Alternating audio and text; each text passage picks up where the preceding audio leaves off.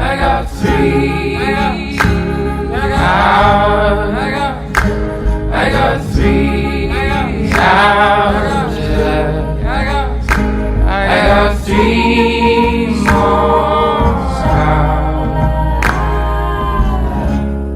hours. Welcome to Time Played 3HR, where it's me, Lochie, and me, Louis. back again for another video game that we've played 3 hours of. Yeah, that's the one. I played 3 hours of The Binding of Isaac. Rebirth, I guess, is the version I played. Yep. I'm pretty sure that's what PS4 was. Yeah. There, yeah. I'd be curious to know what the differences are, but maybe that's for later in the pod. Yeah, I can tell you. I mean, because Rebirth is with one expansion. Oh, wait. Okay. No, it's not, is it? Oh. So they released expansions for this game? There have been like 3. Oh, wow, okay. Yeah. That's crazy. I can't even remember the... Maybe not. I think it's Rebirth Plus that you played. Or is it just Rebirth? I think it's just called Rebirth. So there was Rebirth... oh, no, sorry. Yeah, no, my bad. I'm all over the place. He's all over the place. You would have thought I hadn't played much of this game. It's Rebirth. So there was Binding of Isaac Rebirth, Afterbirth, and Afterbirth Plus. Wow, that's a lot of versions. Uh-huh. Which, I remember when this game came out, and it felt like no one cared, and then, like, half a year afterwards, there was, like, a huge community around it.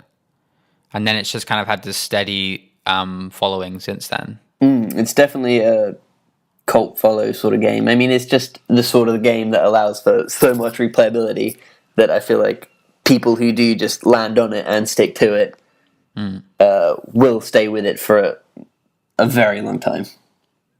Yeah, which is interesting. So I've played this game. I think I pretty much played 3 entire hours of it. That's good. I had played it like in smatterings before. I had it on PS4. I think it was given for PlayStation Plus at some point. So I had it, and I had played it once or twice very briefly. And I sort of, as you do with games that are given to you for free, I kind of just bounced off it, having not really invested any sort of time in it. And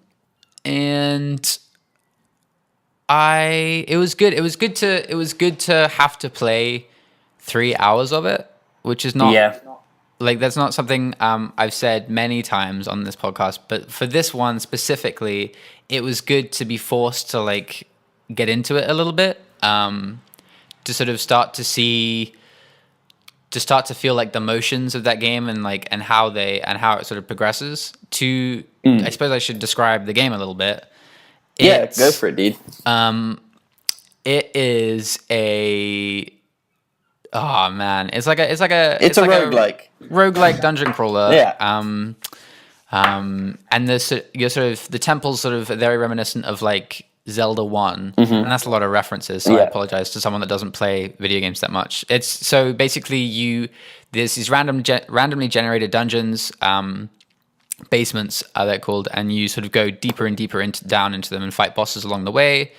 It's like top down. You shoot balls of tears from your eyes at sort of gross looking cartoony but cute enemies. They're sort of the art style is like this balance of disgusting but also adorable, and sort of it's got a very sort of teen angsty style to it. Would you agree with that? I mean, it's got like a lot of sort of playing on like Christian imagery. And like a lot of poo is what it's yeah, it's like a lot of Christian imagery and a lot of poo. Yeah. And it's like because this original game, the original one was The Binding of Isaac, which was made on Flash. You played that as well, I'm pretty sure.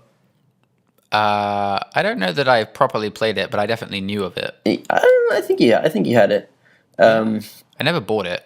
Oh, really? I don't think so. Anyway, I started on that, played like 30 hours, enjoyed it, and then left it. Like a while later, what's his name, Edmund, Macmillan? Edmund Macmillan. Something. Yep. Redid it. He made Super Meat Boy. Yeah. And I left it, bought it in a sale, and took off. Yeah. So you've played like a huge amount of this game, right? Yeah, I've played a lot. 800. And 809. That is insane. Yeah. You have like a couple of those games that you've put like that much time into. Yeah. And I'm there must be like one of those for me, but I don't know what it is. Like that's just like a huge number. Yeah. And like it's just, and I'll tell you what's crazy about this game is to 100% this game. It took me about 700 hours. And you kept playing after? So what it does? More hours? Yeah, there are 3 saves. Once you 100% the first one, the save. So as you go through the game, you'll beat a boss, and like the save image will change. So as you beat someone, and like this game, talking of progression, there is, I don't think, any game with better progression than this game. Like the way it develops and the amount of content still for you to unlock is ridiculous. Like I said, it took me forever. But holy moly, I love this game. I mean, I wanted to ask you about specifically how the progression stuff worked, because I tend to not really enjoy roguelikes. So for anyone that doesn't know what like roguelike means, effectively there's a lot of things that make up a roguelike, but the defining trait usually is that when you die, you lose all your progress and you have to start from the beginning, right? That's the main aspect of those types of games.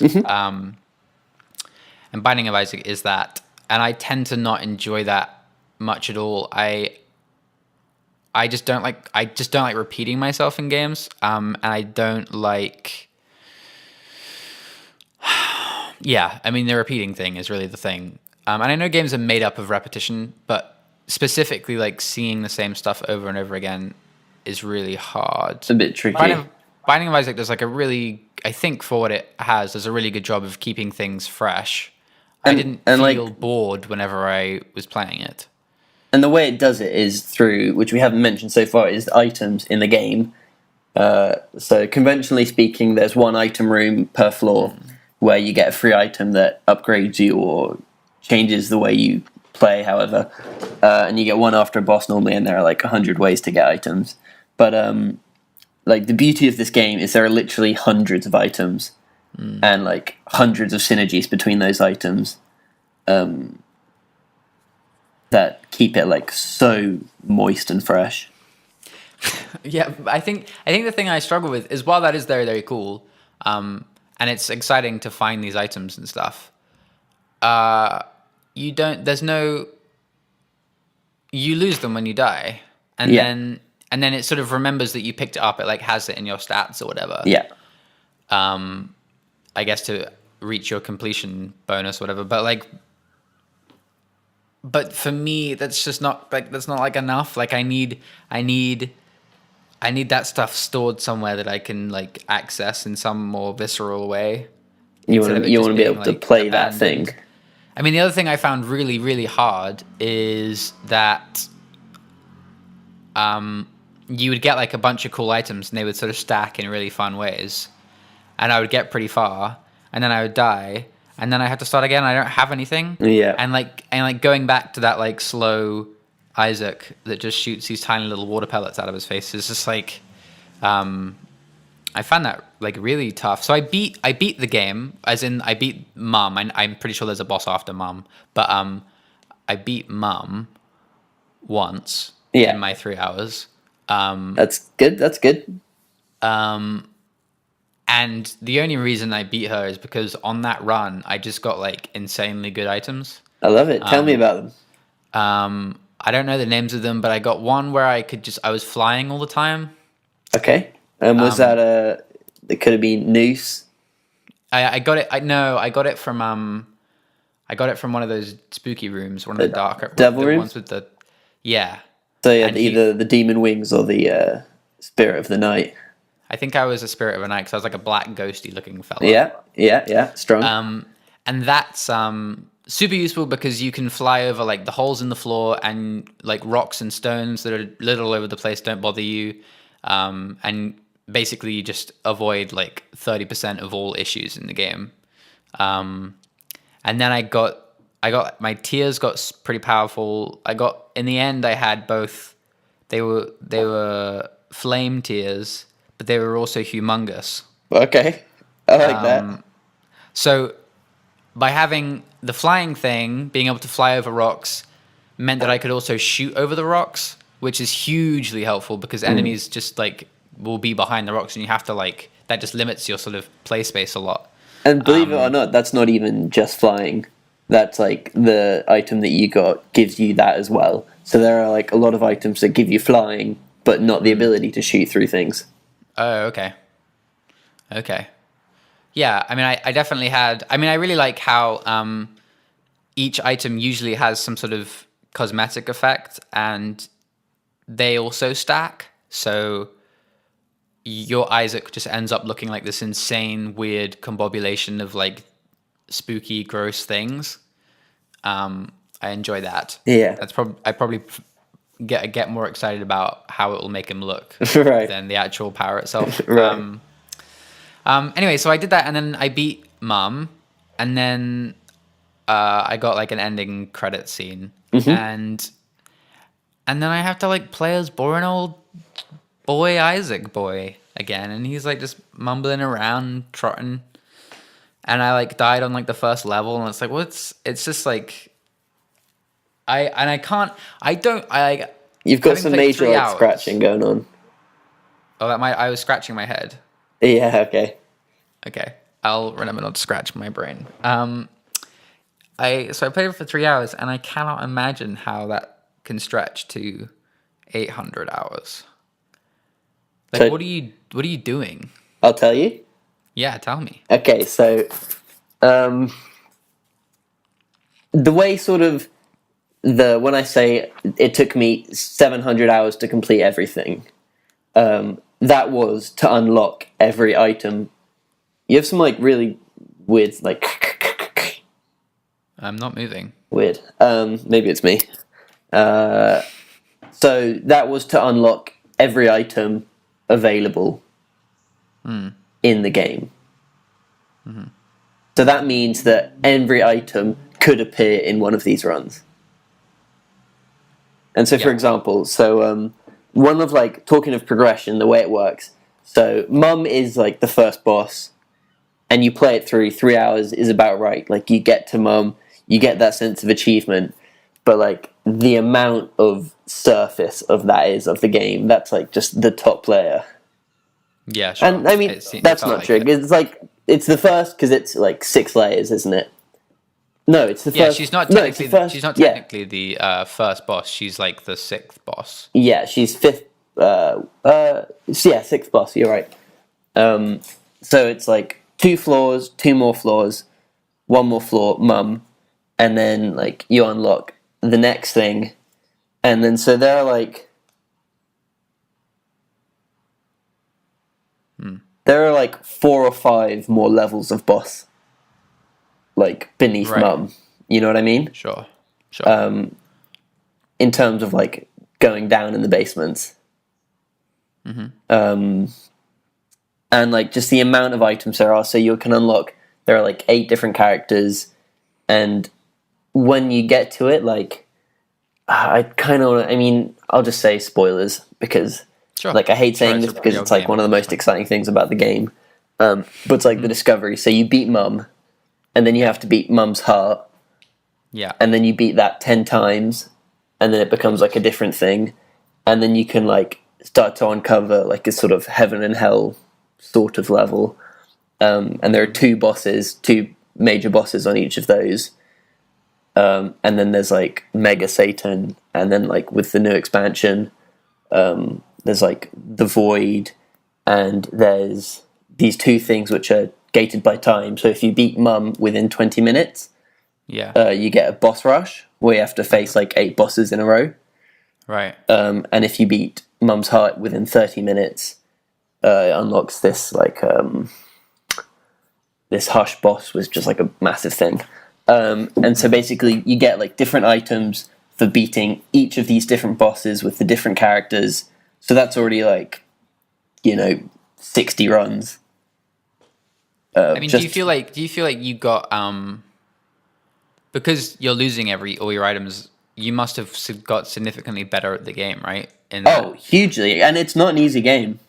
It's worth mentioning that it's definitely not an easy game. And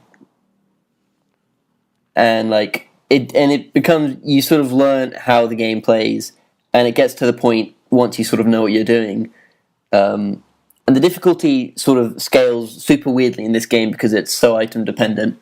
Yeah. And because these items are randomly generated, like you can do a run where it's just hard as nails because you've just got shit items, or it can be literally like you're unkillable.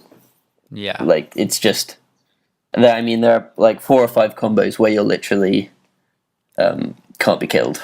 You know what I mean? Yeah, I mean I could definitely have been killed, but the time that I did beat Mum, it felt like I was like pretty hard to stop. Yeah, and that's what this game does so well. Like it makes you like, when you get a good run, it feels great. Sure.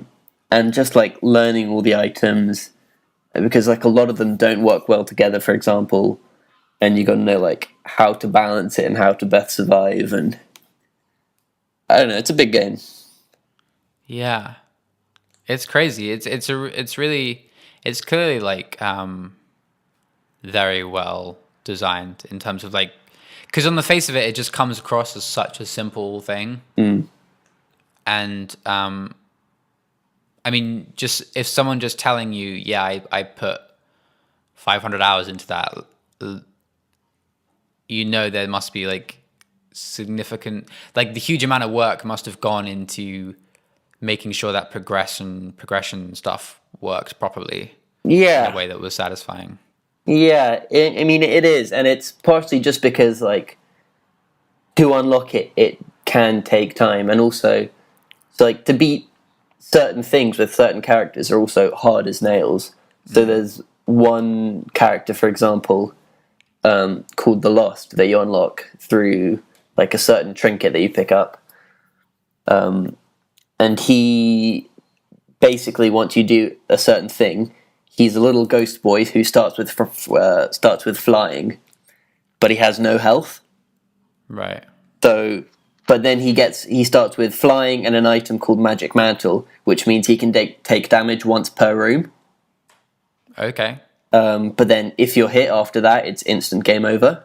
So, like, to beat some of these final bosses, with crazy. Being only able to take 1 hit per room.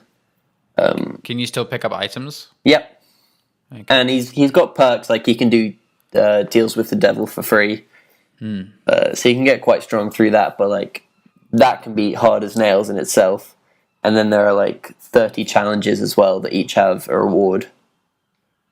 Yeah, I saw that. Which give you like preset items. And I tried one of those. I tried cool. like it was like technology, I think, and you just wore lasers. You had like all these laser beams coming out your face. And I think I got pretty far with those because they seemed pretty OP. But then I died. Yeah. Does it have like daily challenges? Yes, as well. In one of the expansions, maybe it was just Rebirth, I don't remember. There's just a random set of items, and you can play, and then your time goes on a leaderboard. Time and score, depending on like how many items you pick up, how much damage you take, how long you take. Dude, there's some crazy noises going on. Yeah? Yeah. What kind of noises are we talking? It sounds like there's like a squirrel in your microphone. A squirrel? And it's like scratching non-stop. You know what? Wait, hang on a second. Sorry, listeners. What does this sound like? That sounds like, that's it, yeah. That's the noise. Stop. Oh, I see. Okay, sorry. So I think Skype is coming through my headphone mic. Okay. Let me swap ears and then I won't, because I was just like scratching the headphone mic. Yeah, I think that was it. The listeners can't hear any of that, so. I think they will be able to, won't they? No, because they're getting it through my other mic. Okay, great. I mean, I hope so. I mean, maybe they're screaming, but you know. Whatever. I love this game though, man. So I would tell me more. Did you have any other like good things you liked, things you didn't like? I have always kind of like softly admired the Christian stuff. I don't know what it is specifically, but it feels like it's a nice narrative wrinkle to have like within a game like that. Clearly the creator has some feelings on religion as a whole, and it's not touched upon. It's like a very, very short intro cutscene, in which I mean, it's the retelling of like Isaac and stuff, but in modern days. So it's just a mum locks her son in a bedroom and then is asked to kill him. By like God sort of thing. She hears a message from God, like the exact telling of Isaac and what was his dad's name? Jacob, right? What, her? Is that right? Jacob. Whose? Jacob.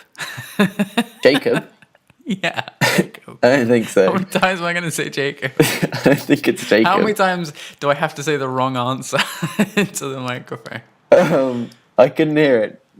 The mic's a bit fucked. It's got to be Jacob.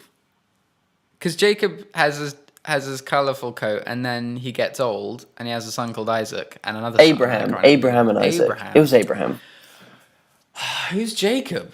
I don't know. Christian. Jacob Christianity. This is the Old Testament. He is the son of Isaac and Rebecca. Oh, interesting. Oh, Grandson of Abraham. Yeah. Yeah. Well, anyway. So then Isaac in this game, not Isaac in the Old Testament, escapes into a basement and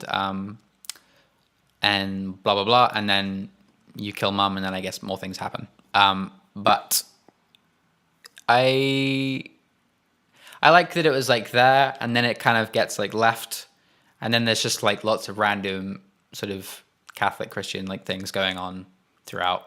Mm-hmm. I felt like there was maybe too much poo though. There's a lot of poo. There is maybe too much poo. I don't quite understand the obsession with poo in the game. It could maybe be toned down just a smidge. And I think like sometimes I felt kind of grossed out by the art style, but it was fine for the most part. I think it's good. But I mean, I think it's this game, like, in no way am I really captivated by its art style. Sure. I mean, it's hard. I mean, like, it's hard once you've played so much of it to, like, think back to the start of your experience and, like, how you progressed. Because, like, one thing I think is interesting is the way you play it also changes to the fact that you just make it easier for yourself. So, like, nowadays, to start a run, I just hold restart until you get like an item room on your initial room, and it's a good item. Oh, wow. So you'll spend like to avoid, because that's exactly what you talked about, where you feel good with the items you got and then you have to restart afresh from the start, which can be a bit painful. Because first item like can make such a huge difference on the impact of run, especially if you're trying to go for like these really tricky runs. So you'll just stand there for like 4 minutes waiting, like refreshing until you get like a decent item. Yeah, I think I do wish there was like something was carried over. Because I think a lot of roguelikes it is though. Like, elements that get carried over. Like what? That's everything you unlock. But you can't do anything with it. No, but it becomes available to you. But it's always available to you. No, it's not. Wait, so that needs explaining. Because I would just run into a room and then open a chest and then I'd get a thing. Sure. So for example, it says, and did you experience throughout the play, it'd say like, this is now available in the basement. Like a thing would pop up and it would say, this is now available in the basement. Yeah. So that means that a new item, you've done something that's triggered this new item to be unlocked permanently, and it then gets added. To find. No, well, it then gets added to the item pool in the roguelike. In that in that run? No, Or forever? in forever. So it's not available. Say you beat a certain boss, Yeah. and that'll unlock a new item permanently that's added to the item pool that you can find in future runs. Okay. See, when it said that, I thought it was like, oh, now this item has randomly appeared in the basement. Go find it. Yeah, that's what I thought. That's what that meant. That's what I thought it meant too. But what it means is that item is now available for you in your future runs. Okay. And there are like hundreds of those, hundreds and hundreds of those. So as you play, you know, and like every time you beat one of these big bosses with a character, you'll unlock a new item like that, which gets added to the pool. And every challenge.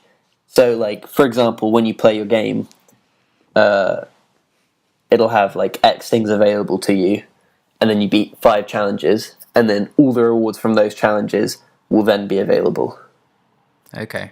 in any future runs. Okay. And that's So- so that's what carries over. So there's one of the rooms you can like use a key to get into is a shop with a sort of a spooky little dead man sitting at the top of it. Mm-hmm. And then he has a little donation box that you can just walk into and you give him money. And I found myself donating quite a lot of money to this man. Right. Just because often I couldn't really afford anything in the shop anyway. But also I just when you can get items for free, I tend not to buy them in games. I think that's similar for a lot of people. If you know you can get the item somewhere else for free, then it kind of feels pointless to just buy something that I don't know what it does anyway. I think I ended up in my 3 hours, I think I got him to like £25. That's pretty good. What is the end goal there with Donation Man? So it's like, again, just another form of unlockable things. So I think, don't you get something at 10? Yeah, I think I did. I can't remember what it was. I think it might be like, it's either like a red candle or a blue candle. I think it might have been that his items were Or- discounted. Like, no, it might have been store upgrade level 1. Yeah, that's maybe what it was, yeah. And so that means like he has 1 extra item in his shop available for you in all of your future runs. Yeah, that's pretty good. And so it goes up to 999. And throughout that, there are like probably 4 items you unlock, with like the last one being at 999. Wow. And about like 4 or 5 store upgrades. Because I think so there were only like 3 items available in his store for you, and then I think there are like 6 at the end. So Something like that, I don't that's know. the final one you get is like store upgrade 3. The final one you get is one called Stopwatch, which is really, really good, and it means every time you get hit in a room, the whole room goes into slow motion for the rest of the room. Wow, that's cool. Yeah, it's really strong. And then so there are like some special items, which when you get one of them, their spawn rate drops massively. Man, there must be like a level of confidence you have to have when you're making a game like this to build something that, like, to have a system where you have to pay this guy 999 coins in order to get Yeah, you're right. item. There has to be this like level of confidence of like, yeah, this game is going to be, I'm going to make a game that you will want to play for 800 hours. Yeah, and Like, do you think that was his goal going in, or do you think it was like, I've made a pretty simple game, how do I flesh this out? or like I'm going to include it regardless of whether Yeah. people do it or not. Yeah, I'd be really curious to see like what his real goal was with the game, and if like, because it's got like a cult following, right? I like wonder if that was his plan. And dude, like there's an even harder donation machine as well. So there's like Yeah. another in the next expansion. There's another game mode called Greed Mode, which is kind of like a waves based thing where every wave you get coins, and there are like 10 waves per floor, and there's a shop you can use at the top that you can use those coins to buy stuff with. And once you beat the final boss of that run, there's a donation machine, and you can use your leftover coins. Like that one's even harder because you have to beat the Yeah. whole run, and also like decide whether you buy more upgrades or have more coins. And like when you get 999 coins on that, you unlock another character. So like you can't even, you know, like unlock all the characters until you've got insanely far in, and then once you've unlocked him, he has a whole new bunch of unlocks to get. Like it just doesn't stop. There was one more donation guy who just kind of stood in the middle of the room with a sign. Yeah, it doesn't like count how much you're giving him. What does he do? So he's like a coin bum. There are different ones. There's ones for like bombs, hearts, keys, and coins. Mm-hmm. And you give them stuff, and eventually they give you stuff in return. But you don't know how many it's going to be, so you can give him like. Normally, it's about 20 to 30 coins, and he'll drop an item. Yeah. But it can be like 5. It's funny that the psychology of it literally not counting it, like having a number that goes up, makes me less inclined to do it. Oh yeah, same, absolutely. Like the shopkeeper has like a counter, so then you know how much you've given him. You don't know how much it'll be before he gives you something, but you feel like because it's showing you that it's counting, it's making a difference. And if you remove that counter, then I gave like such little. I think I gave like 3 or 4 coins to that bum guy. Yeah, I mean, and it's so like, for example, that is one thing that carries over. For example, is that donation machine. Right. So every run, however much it was at sticks. Yeah. Whereas a key bum is quite throwaway. You only really want to use them if you have like extra coins, and also once the floors after mum don't have a shop or an item room. Oh wow.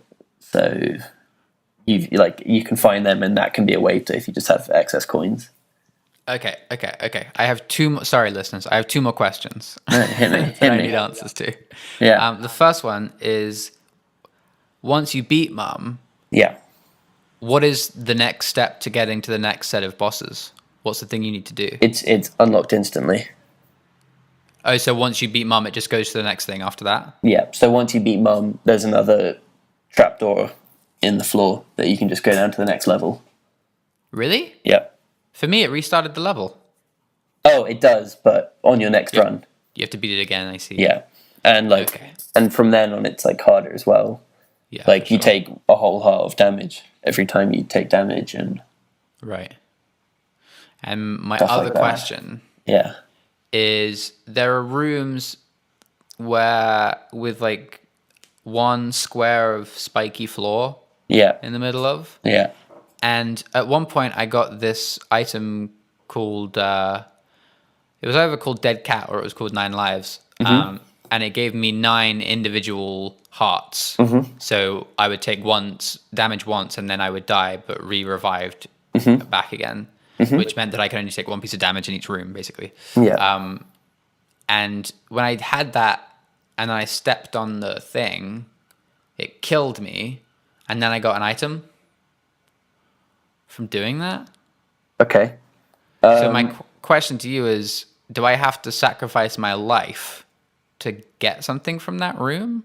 So that room, and this is all stuff. And I think one thing that I'll talk about quickly before I go into that is one thing, what does carry over this game? It's not the content that carries over, it's your skill and your knowledge. It's your understanding of it, sure. It's one of those things where it's like, God, I don't know. I mention the witness like every time we do one of these things. But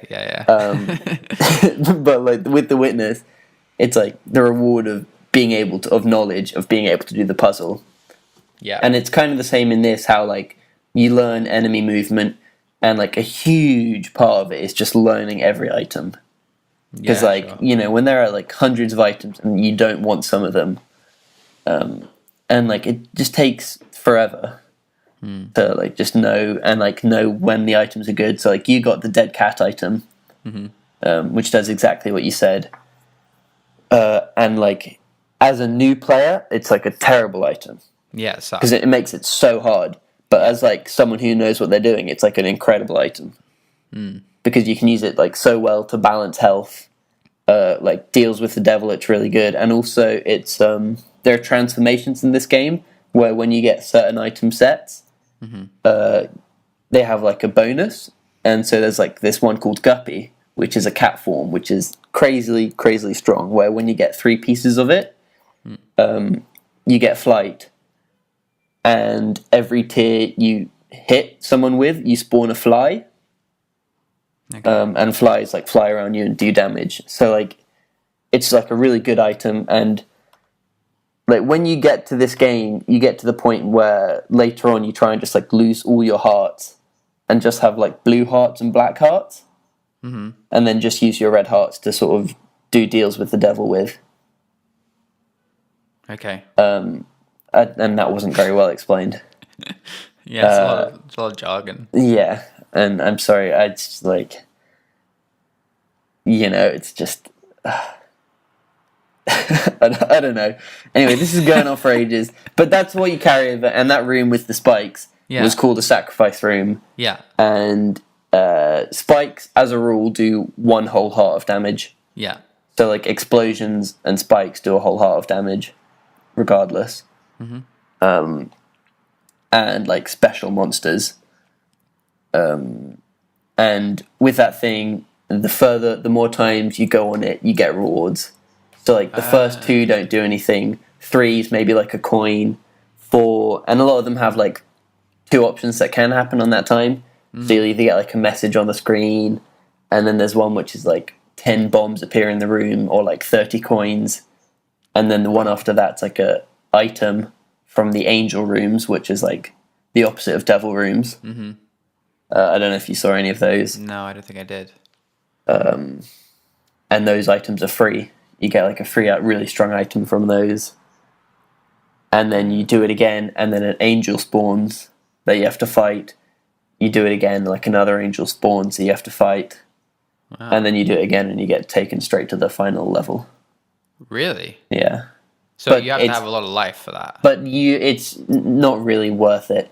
And like it carries on throughout the floor, so if you either have lots of hearts left over on that floor, you can get to that point. And so like to beat one of the final bosses, you need a key, which you get from these angels, and you can either get them from angel statues in angel rooms, or through fighting these 2 angels through sacrifice rooms. But you need like a lot of life to be able to.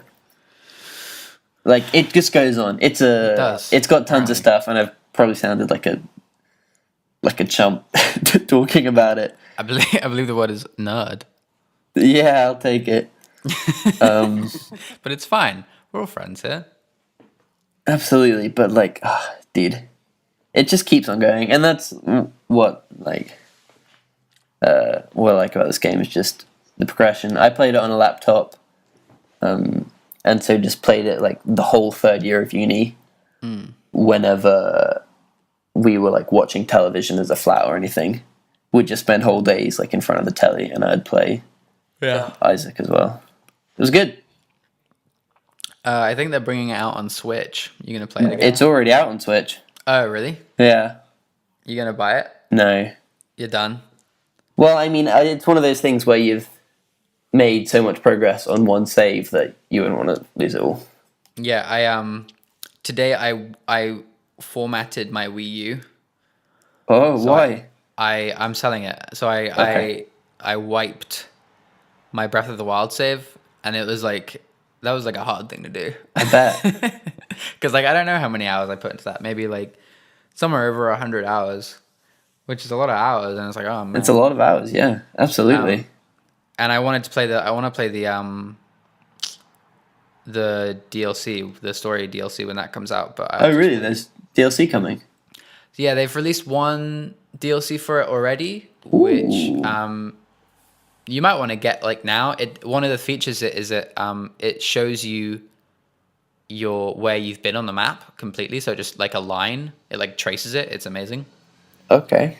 Which is actually probably more useful once you've like been over the entire map. So it'll show you where you haven't been, sort of thing. Gotcha. And I think it's like a bunch of challenge rooms or whatever, which don't sound particularly interesting. But then I think there's like actual story DLC, like a whole new place they're releasing later in the year. Cool. Which should be cool. Cool. I've just started it. I'm loving it. Yeah. I'm really loving it. Like, geez, and the second Zelda game I like. What's the first one you like? Oh, Link's Awakening. Yeah. Yeah. Yeah, fair enough. Yeah, and I mean, and Binding of Isaac, you mentioned it's Zelda 1, very Zelda 1 like. and it absolutely is. Like, Yeah, I mean, it's purposefully. Yeah. And there are like tons and tons of references to Zelda throughout the whole thing and other video games. Yeah, it's cute. Yeah.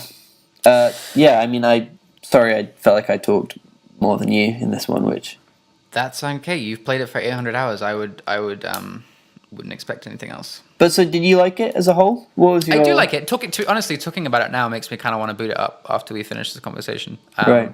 But I think I'm probably not going to play it. Yeah, I think fair while enough. I was playing it, I was thinking,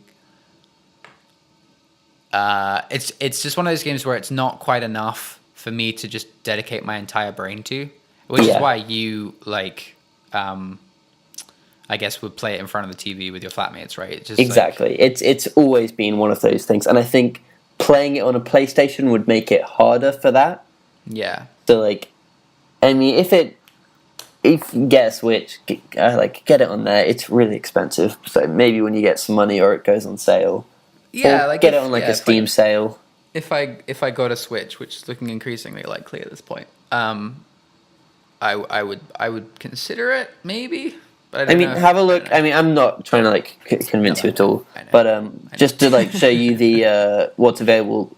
Look at the thing I just sent you on Skype. Oh.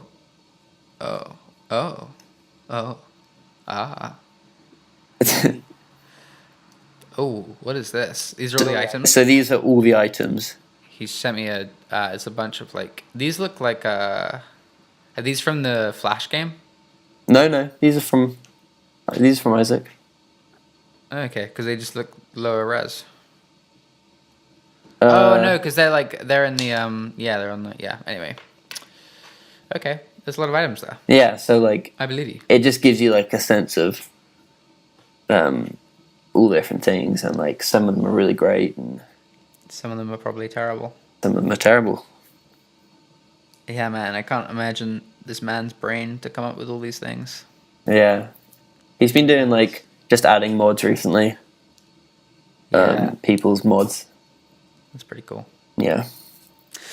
We should probably wrap it up, dude. We're running over time here. Yeah, dude, massively. God, I could talk about this for way longer, but let's stop. This has been Time Played 3HR. Yeah. This podcast goes up every single Sunday on iTunes, SoundCloud, most other podcasting sites apart from Google Play. Which do people use any of these sites as well? Like, yeah, I think nuts. Actually they do. Nuts. If you are listening to this podcast and you're like, why isn't it on my service? Why don't you send us a little email and tell me which one that is, and I will look it up. Our email is holy shit. I was literally just about to ask if we had an email. 3hrpodcast@gmail.com. That's nuts, Louis. That's the number 3hr@podcast@gmail.com. So just email us and tell us, and just get in touch in general if you have anything you want to say. God, maybe we should try and get people to actually message. Anyone that messages us, we'll read that out. Unless, obviously, you don't want us to. Absolutely. No. It can say anything. It can say, the worst. It really can't. Most heinous, racist, sexist. No, it can't. It has to say something beautiful and lovely. But we would... including the podcast. We would, censor it, but... No, I'm not. No, if it says something awful, I'm not reading that out, even if we censor it. I'll read it. No, I have the ability to mute. I mean, you very much are editing it, so yeah. Yeah, I will just cut it out. Anyway, yeah. So yeah, it goes up every Sunday on all those services. Let us know if there's one missing, because I don't know. YouTube's coming. YouTube still on its way. Lochie, coming. Give us an ETA on that one. It's coming. Okay. Hold on, team, because it's coming. It's coming in hard as well. I really want to see you do it, because I want those passporto photos up. Yeah, that's gonna a fun one. You gotta. We'll have a look and figure out how to get these files smaller, because that's the problem. Yeah. Yeah, I mean, can you just export it at a lower resolution? Oh, gosh. I mean, I'm no whiz on After Effects in terms Okay. of like exporting and composition settings. I don't know. Okay. We'll talk about this. We'll talk about this offline, perhaps. Yeah, I'm trying to think of games to play for me. for you. A game for you to play next week, and I'm trying to think back to that list we wrote months ago. I can make a suggestion if you want. A suggestion for you. Yeah, Sure. Breath of the Wild. No, because I feel like I'd need to play that again. Okay. But it's a good one. Are you gonna play it if when you get a Switch? Are you gonna rebuy it? Maybe eventually. Maybe when the DLC comes out. But the idea of replaying that game again is a bit much for me right now. Gotcha. But also that game's great because you can just go. Anyway, Let's sorry, not talk about that now. we got to speed through this bit.